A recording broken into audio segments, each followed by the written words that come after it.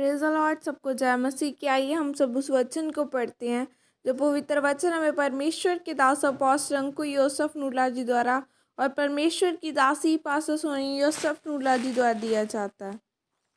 एक मसीही व्यक्ति की आदतें। मरकुस 11 की 24 आयत में लिखा है, इसलिए मैं तुमसे कहता हूँ कि जो कुछ तुम प्रार्थना करके मांगो तो प्रतीति कर लो कि तुम्हें मिल गया और तुम्हारे लिए हो जाएगा। आमीन।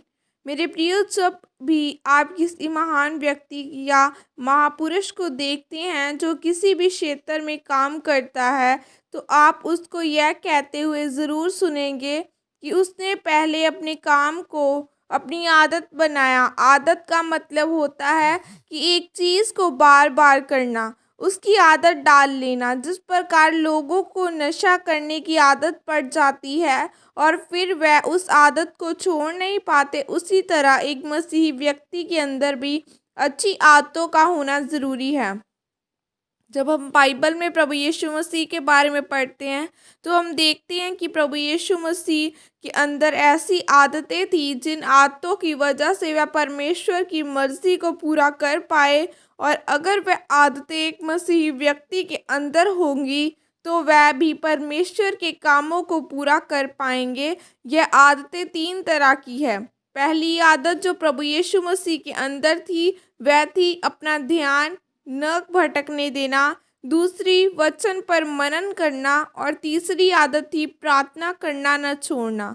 अगर ये आदतें आपके जीवन में होंगी तो आप भी एक सफल, कामयाब और महान व्यक्ति होंगे। अगर आप प्रभु यीशु मसीह के जीवन को पढ़ें तो उनको 12 साल की उम्र में पता था कि मुझे पिता परमेश्वर के कामों को पूरा करना है, यानी उनका पूरा ध्यान परमेश्वर के कामों पर था। और यही ध्यान लगाने वाली आदत उनकी आदत बन गई।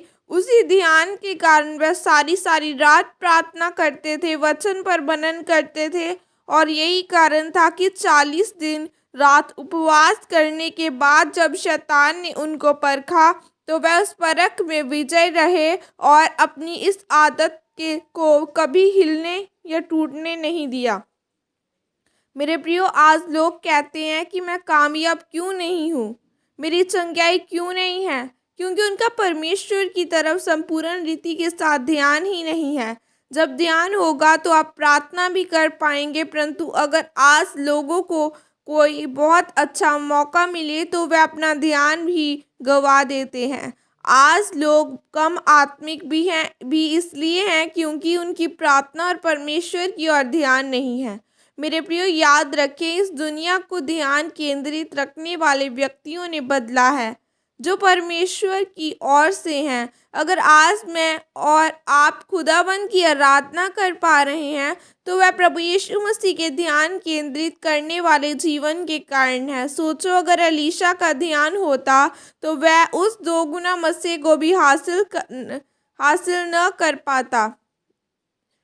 प्रभु यीशु मसीह के चेलों का ध्यान न होता तो वह कभी भी परमेश्वर के कामों को न कर पाते। मेरे प्रिय, शैतान हजारों उलझनों को और हजारों नकारात्मक परिस्थितियों को आपके आसपास पैदा करेगा ताकि आपका ध्यान परमेश्वर से हट जाए या टूट जाए और अपने इसी ध्यान को परमेश्वर में बनाए रखना है, क्योंकि ध्यान के बिना आपकी प्रार्थना अधूरी है। इसलिए मेरे प्रियो, याद रखें, इस मसीही ज़िंदगी में आपका ध्यान न तो हिले और न ही टूटे, क्योंकि मसीहियत तब कामयाब है जब आप ध्यान में अपनी ज़िंदगी जी रहे हैं और इसे ही अपनी एक आदत जुनून बनाना है कि मुझे परमेश्वर की ओर अपना ध्यान को लगाकर रखना है ताकि आप भी महान बन सके। अगर प्रभु यीशु मसीह ने ध्यान नहीं हटाया तो वह भी महान बने, महिमा को प्राप्त किया। इसलिए आपको इन आदतों को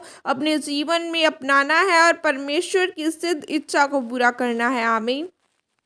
यह अंगीकार आपके द्वारा किया जाए। सर्वशक्तिमान परमेश्वर, मैं इस वचन के लिए पिता आपका धन्यवाद करती हूँ। पिता, मैं अंगीकार करती हूँ कि मैं कभी भी अपने ध्यान को नहीं हटाऊंगी और निरंतर प्रार्थना और वचन को मनन करूंगी और तेरी मर्जी को पूरा करूंगी। प्रभु यीशु मसीह के सामर्थ्य नाम में मांगती हूँ, आमीन। सबको जय मसीह की। God bless you.